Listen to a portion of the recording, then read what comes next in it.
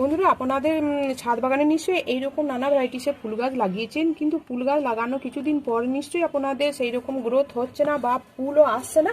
তাহলে আজকে আমি দুর্দান্ত একটা টিপস বলবো। দেখুন, এখানে রয়েছে আমাদের যে ব্যবহৃত পেঁয়াজের খোসা, এখানে 3-4টে আছে, আর তার সঙ্গে জল আছে, আর একটু অ্যালোভেরা পাতা আছে। এটাকে আমি কমপক্ষে 2-3 দিন এইভাবে ভিজিয়ে রেখে দিয়েছি। এই লিকুইডটা আপনারা ডাইলুট করে যদি আপনারা এটা যদি প্রতি সপ্তাহে একবার করে গাছে প্রয়োগ করেন, তাহলে এই রকম গাছের বৃদ্ধি হবে আর প্রচুর পরিমাণে ফুল আসবে। আমি এই লিকুইড তরলটা এর সঙ্গে আমি কিছুটা পরিমাণ মিশিয়ে, জলের সঙ্গে মিশিয়ে এইভাবে গাছে প্রয়োগ করছি। তাতে দেখুন রেজাল্ট, দেখুন আমার গাছগুলো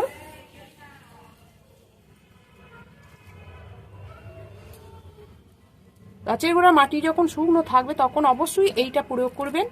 এটা দ্রুত গাছের বৃদ্ধি হবে এবং প্রচুর পরিমাণে ফুল ফলও আনবে।